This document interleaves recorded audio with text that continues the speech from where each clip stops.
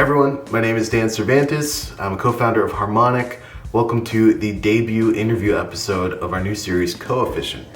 Coefficient is a series where we look at the intersection of creative businesses and creators and how there's often misalignment there, particularly with the biggest companies in the field. When you think of social media companies, streaming companies, they extract more from creators than they give back. And that doesn't have to be the case. And there's kind of this groundswell of independent entrepreneurial companies that are filling that cultural and economical gap.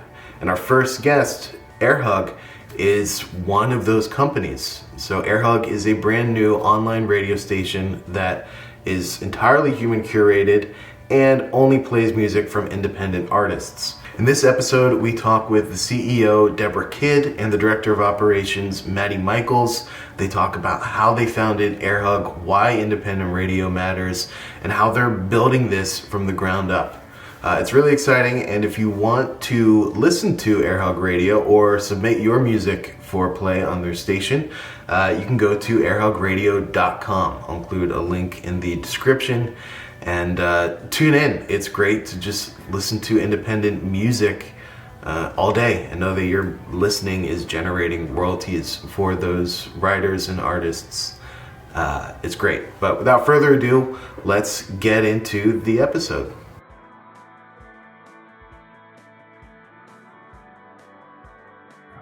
Really happy to be talking to my colleague Deborah, Professor Deborah Kidd, and to, what is your title exactly, Maddie, over at Airhug? Director of Operations and Marketing Manager. Operations, and I'll allow you to sort of introduce yourself, Deborah. I mean, I know you're a wonderful professor and entrepreneur, but tell us a little bit about the background that led you to starting Airhug, why you're starting it.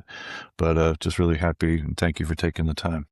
Oh, well, thank you so much for having me here. I really appreciate it. So what my background and what led to us starting Airhug Radio is I've been working in the music space for quite a while. I've been an attorney in the music space for a minute as well, working a lot with independent artists. And started working at Berkeley as a professor there, teaching music law classes and having really great conversations with students, just phenomenal musicians, phenomenal artists in their own right. And a lot of the discussions led to having a hard time being discovered.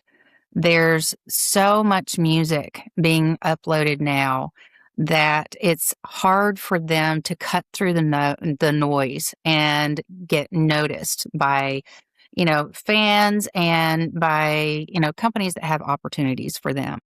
And the more that I started talking to these other artists, they were also talking about, having opportunities and a global sense.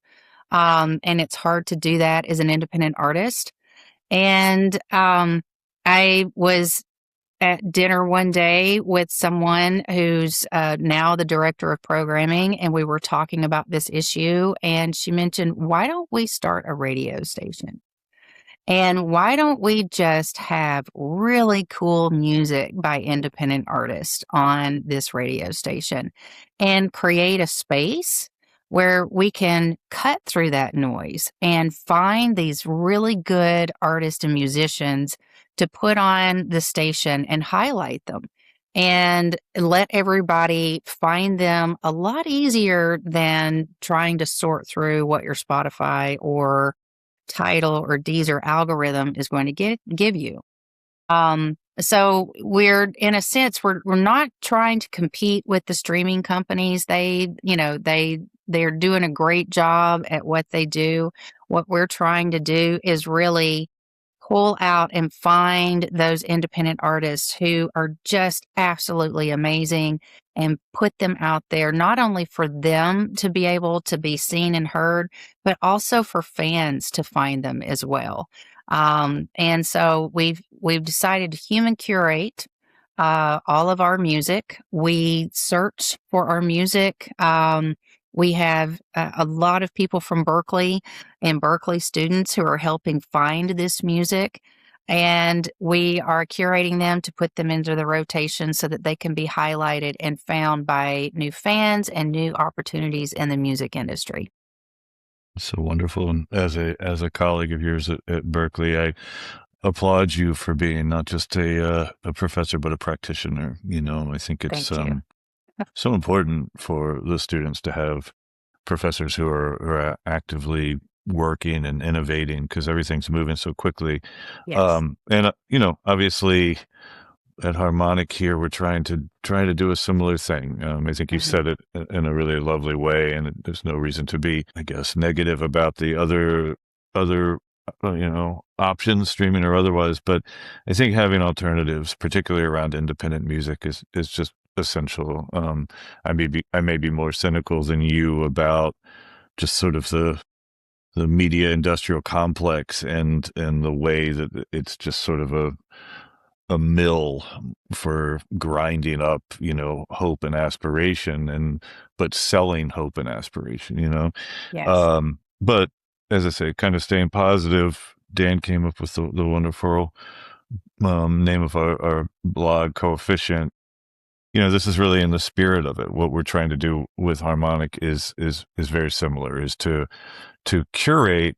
With us, we want the fans to curate. We think that the single most important part of the sort of promotional ecosystem for any artist is that fan. And historically, it's been really unstructured. You find some artist who you love, you tell your friends about it. The artist doesn't know that. The fan, they feel like they're helping, and they are, but there's no continuity between that action of the fan and the artist. And related to some of those platforms, I think it dawns on artists at a certain point that the streaming platforms own the relationship between the fan and the artist don't. And I just find that insidious, like it's hard enough to break through the noise. And when you finally do break through a little bit, you can't follow up because you can't really. So, we're trying to shift the curatorial sort of burden, and give fans the opportunity to really show their passion, and then make the artists aware of those sort of super fans, because that's what moves the needle. And I think to be able to collaborate with you all is really, really exciting. Talk maybe just sort of, because I envision a world in which everybody could have their own record shop, everybody could have their own radio station, and I don't want to get too in the weeds of it, but having an expert, it's good to talk through.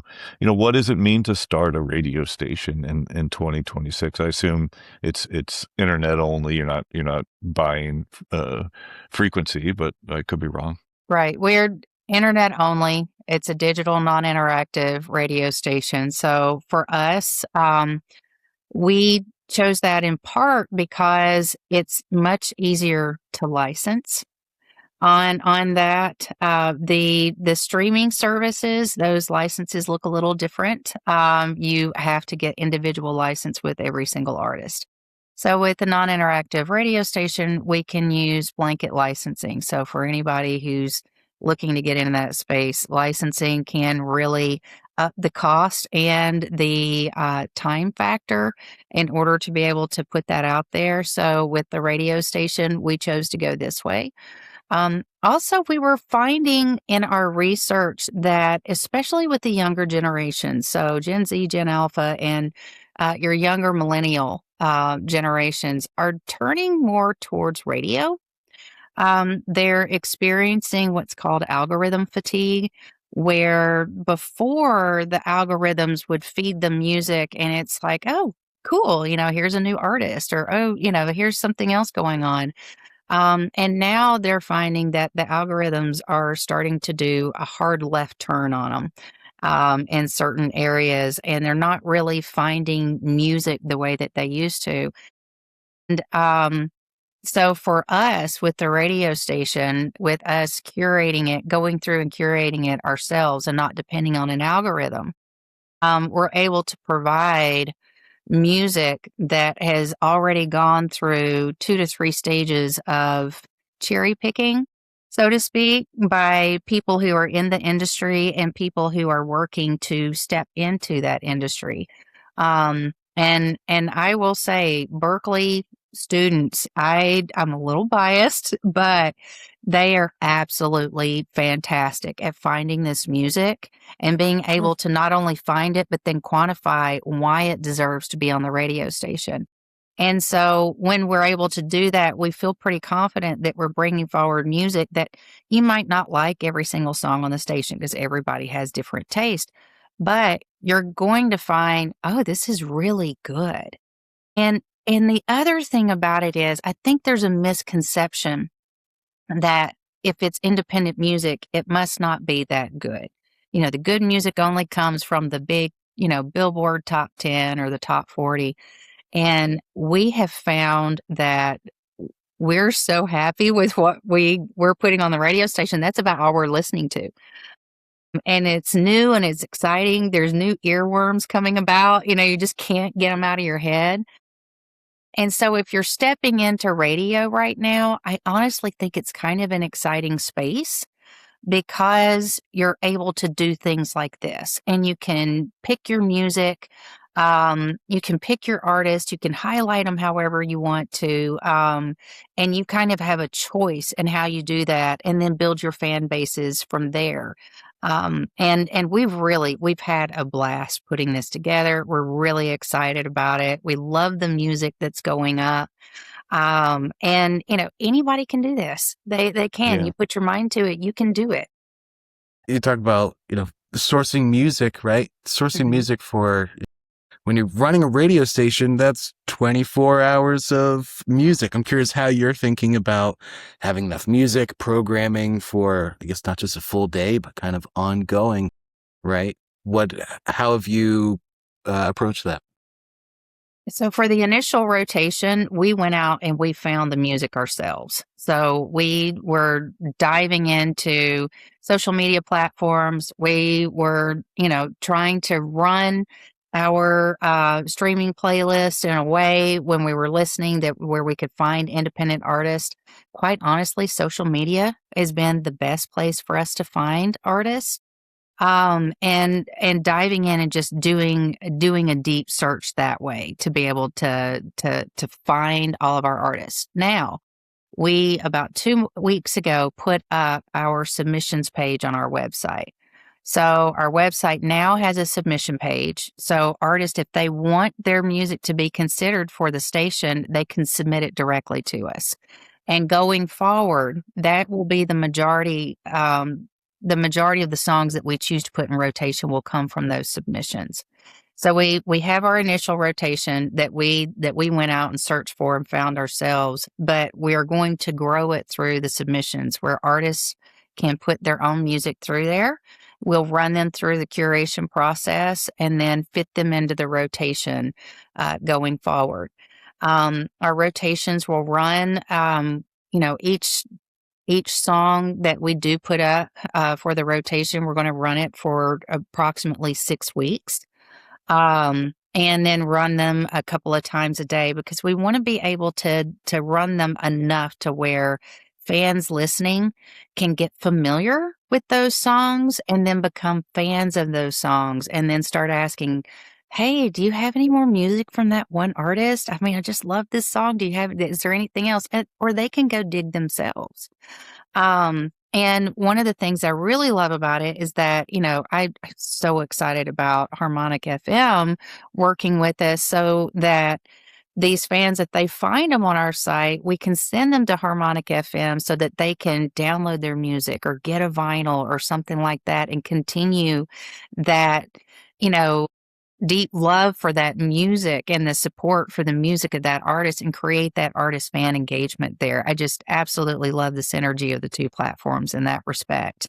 But that's how we're planning on sourcing the music going forward and hopefully helping fans get more excited and involved in these indie artists.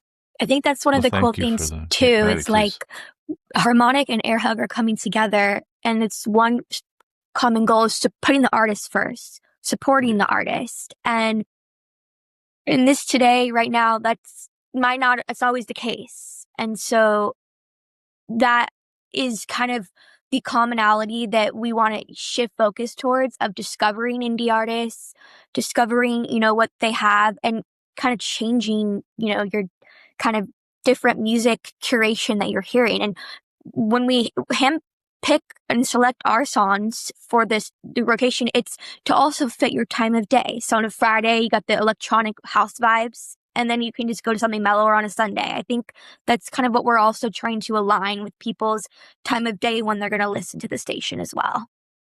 Super smart. Well, thank you for that, both of you. It strikes me that what we're both doing is there is precedent for it, right? And it's I grew up at the dawn of kind of what we now refer to as college radio, right? It was a little before me, where you started to see bands, and I came out of sort of the punk rock world, but the Black Flags and the SST bands of the world, and they would kind of blaze their own trail, going from kind of college radio station to college radio station and setting up house shows, etc. And that really kind of got codified in the kind of 80s, early 90s, and it led to bands like, and by their own admission, REM. You said, Deborah, that this is more for the independent releases. I mean, my life has been, to quote a Replacements song, left of the dial. Like, I always find that the interesting stuff is always kind of that left of the dial, where it's not in the mainstream. Sometimes it crosses over, but what also was emerging at that time was the kind of independent record stores, right? So just as you all are saying, there is a kind of beautiful coefficiency between you all putting music out there in that spirit of freeform radio, which is so necessary and still exists. I mean, the WFMUs of the world, the WXPNs of the world, like, there is still those flag bearers, and they're so important.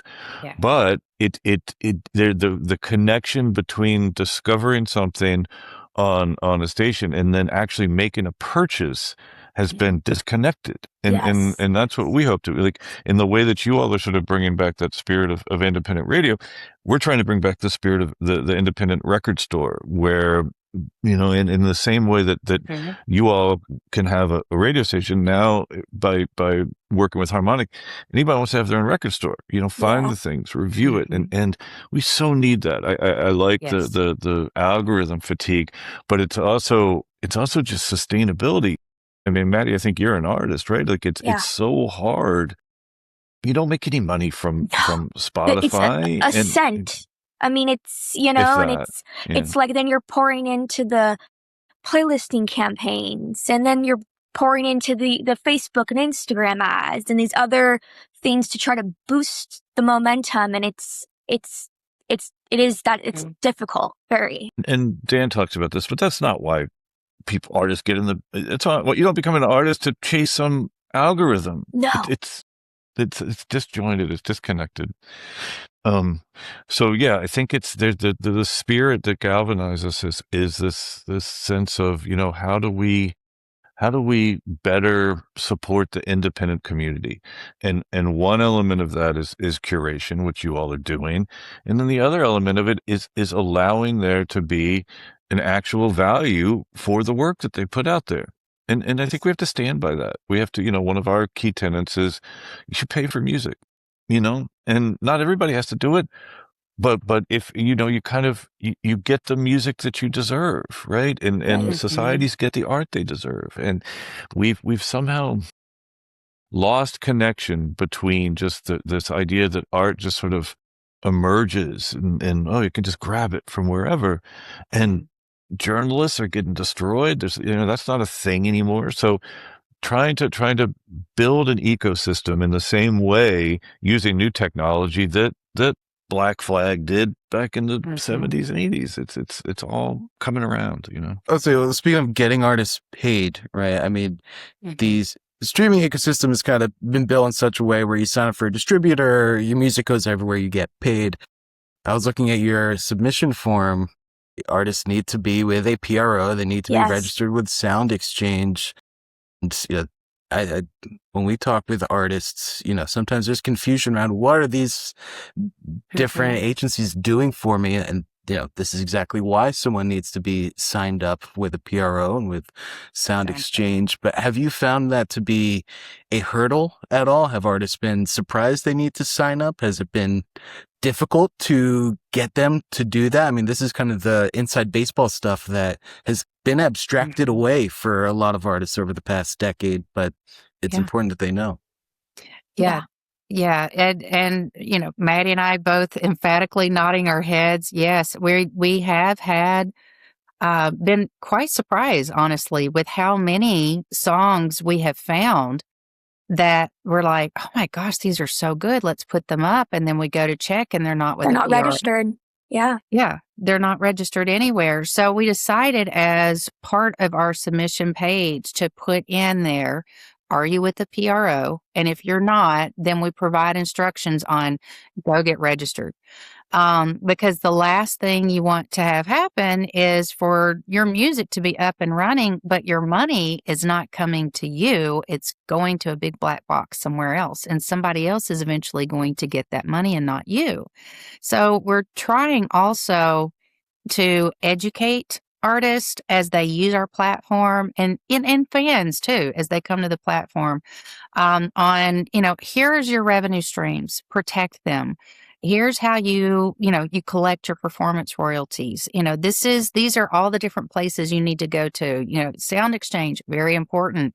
Look at the MLC. These sorts of things all artists need to be registered with so they can direct their money towards their bank account and not lose out to somebody else. And we do have a lot of artists that we found that are not signed up for a PRO, and we're in the process of emailing all of those artists and telling them, we really would like to have you on our radio station. Right now, you're not registered with a PRO, and our preference is that if you're on our station, you, the artist, are the one that's going to get paid. So if you can register with a PRO and then let us know when you do that, and then we would love to put you in the rotation so that you can go and have that done. But we are finding quite a bit, and some of these artists, they're not artists who just started, yesterday. They're established artists who have put out an album or 2 albums. And they're still not, the songs we've selected are still not registered in a PRO anywhere.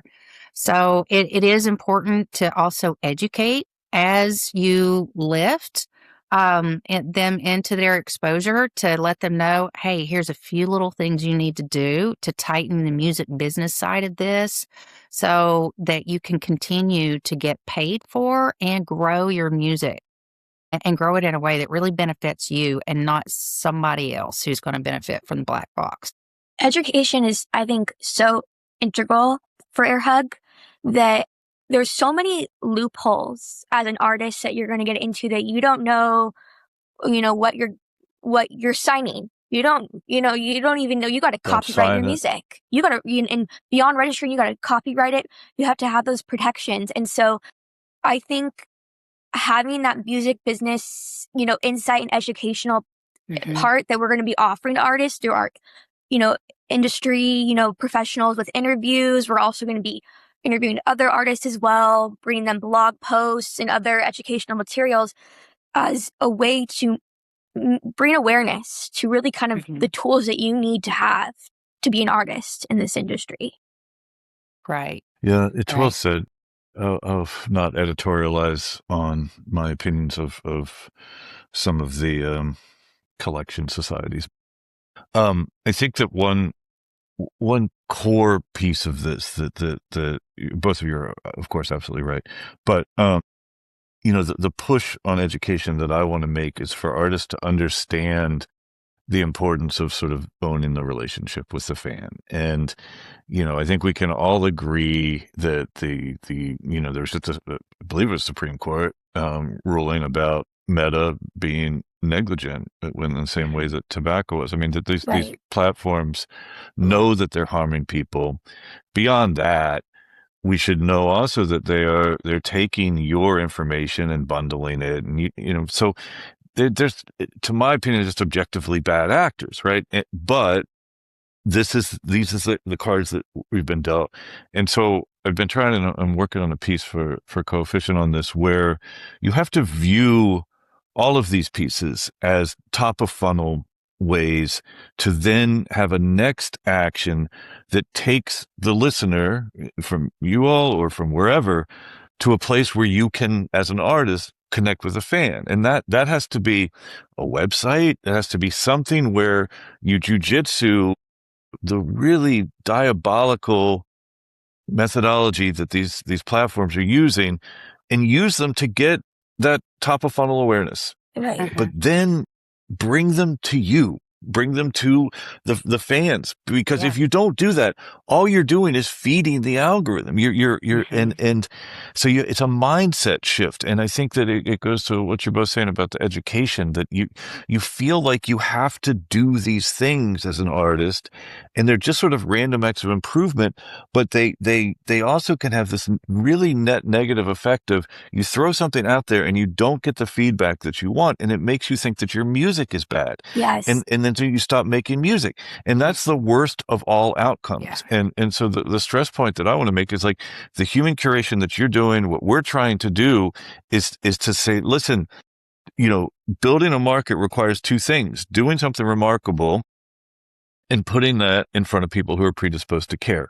And my argument is always to my students or whoever I'm talking to, your music is already remarkable. Stop worrying about that. Worry more about finding people who care, and just throwing it out into the wilderness is not ever going to give you that data back. So it's going to come from places like you all and from places like us that says, look, we think that what you're doing is wonderful. And we want to help you connect with fans who do as well, not just gaming some algorithm. And that's a mindset shift. It deserves to be heard in a way that's purposeful and intentional listening. You just have to have the belief that every artist, and you can attest to this, I'm sure, Maddie, if you think about the music that you were making 5 years ago, there's probably a part of you that goes, oof, whatever I'm doing now is better. And 5 years from now, you'll feel the same way. Yeah. But 5 years ago, there were people who loved your music, right? So it's, and this is what I mean about the tactics that the music industry uses to keep people on that hamster wheel, rather than it's always this just out of reach. And I think that it has to be a shift in the action of here's some music, and I'm going to put it in places like Airhug, like Harmonic, where there is an audience of people who are looking for new stuff. That's very different than someone that's streaming on TikTok. I don't know what they're looking for, but I don't think they're looking for music. They're looking for weird little dopamine hits or whatever else. So there's just a profound misalignment. Text matters. Completely. Text matters. Right. Well, and that's what's great about, I hope a groundswell of independent radio is that the type of people that are listening to independent radio are already kind of self-identifying as, I care about independent music. I want to discover something Support new. them, that community, right? Yeah. And you're seeing people saying, I don't want my music on Spotify anymore, because they're essentially just, they're not, their values don't line up. Right. But it nearly feels like radio kind of needs a rebrand. If I think about the past 15 years of radio, I think of iHeart Media at this point. Like it's that or NPR affiliates, and like iHeart is just taken over. If I tune my dial, chances are I'm going to be hearing Journey's "Don't Stop Believing" followed by a car dealership commercial. Chances are, if I try again 30 minutes later, it'll be the same thing. But again, it's because it's the same thing. The algorithms, the TikToks of the world, they want you to stay on it.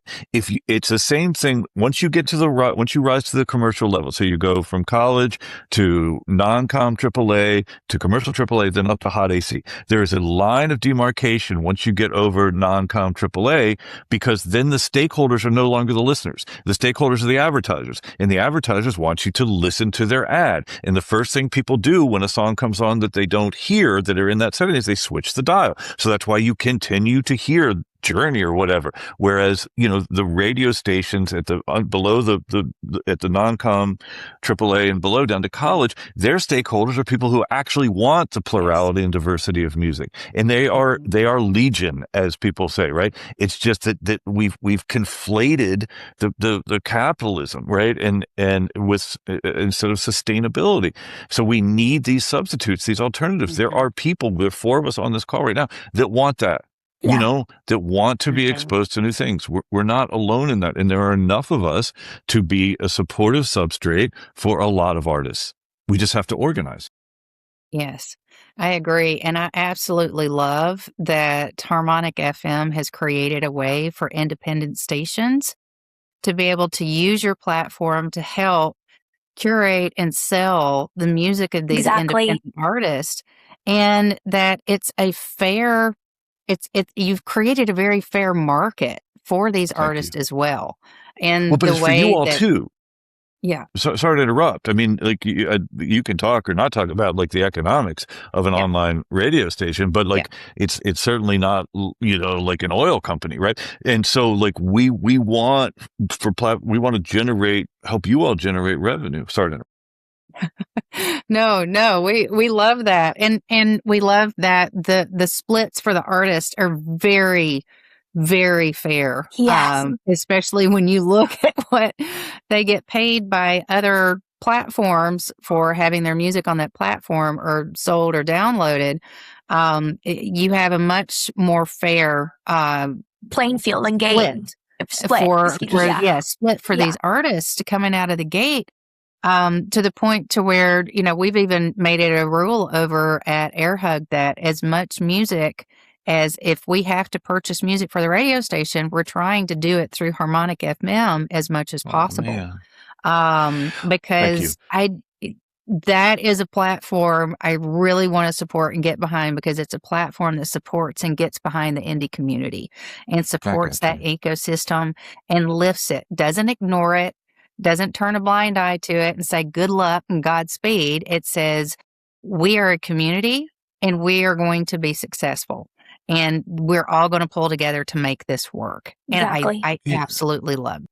Yeah. Well, thank you. And what we're going for, and I had a couple drinks the other night, and I posted out onto LinkedIn or something that we've conflated capitalism with art, and we need to stop. And it wasn't a fully formed thought. And I've gotten a little bit of pushback, which is understandable. But in talking it through with you all, what's becoming clear to me is that there's a distinction between unfettered capitalism and sustainable commerce. Yes. And that's what I'm going to try to make more clear, because, we, just like I assume you all, we don't have outside investors by design. We're not venture funded. We don't, we are funding this ourselves. And therefore our growth metrics are meant for sustainability, not some private equity or venture capital exit. And that changes things, right? And so, we do that platform fee as cheap as possible, just so that we can sustain. Our goal here isn't to scale. Our goal here isn't to sell this, at 100x 5 years from now. We believe that this is something that can and should be sustainable for artists and for us. Doesn't mean we don't want to make money. We do, but we want to have it in a sustainable way so the artists can keep doing it. And that's, I think that's what I was trying to get through my gin and tonic haze of it. It doesn't have to be this let's make as much money as possible all the time. Right. No, I agree with you 100% on that. It seems to where it just gets to where it's more about the money than it is the music. And the purpose and why it's you're about doing the stakeholders. It. Right. Well, look, I mean, I've been a venture capitalist, for a lot of years. I understand that the expectations of people who put money into venture capital funds is that they want a very high return back. That's the job. And if that's your job, then your stakeholders at that point are not the artists. And it's the same like with the record holders, and artists eventually wake up to this. The major record label stakeholders are not their artists. It's their investors, or it's the market, or what have you. And that's all I mean, right? And that's okay as long as everybody's transparent about it. It's okay. But it's certainly not working for the vast majority of artists. Anyway, you've been incredibly kind, and I love the harmony here of what we can do together, and I just think we all got to root for each other. We got to spread the word. Exactly. There are a lot of us out there that are trying to do this. We will push everybody that comes through Harmonic to Airhug, and we just want to generate revenue for the artists and for you all, so we can keep doing it. I love that. I absolutely love that. And I really love that you all have been able to provide an online record store for all these independent radio stations if they, decide to go that route. So that, in an online environment, everybody has an option to do that. And this online record store for these independent artists is just fabulous. I just love it. It's just another way for them to just be lifted by their own community and highlighted for the artists that they are, and highlighted the way they deserve. Yeah. Here. Well, onward. Thank you all so much. Dan, sorry, did you have more? No, before we wrap up completely, I'll just do you guys want to give a call to action to people watching this? Where can they check out Airhug? What would you like them to do? Floor is yours. Maddie? Yeah. So our music submission form is on www.airhugradio.com.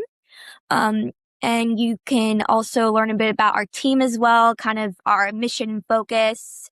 And we're going to be rolling out some blogs, a few more interviews, educational resources, and just honestly, we launched Friday. I mean, it's so great. It's so great. Congratulations. So it's just, there's going to be a little radio widget for everyone, just to kind of, as they're rolling through the website, just to listen to kind of what we have on rotation. And I just really encourage you guys to kind of just discover different. That is our tagline. That is really kind of what our main focus different. is. Dig it.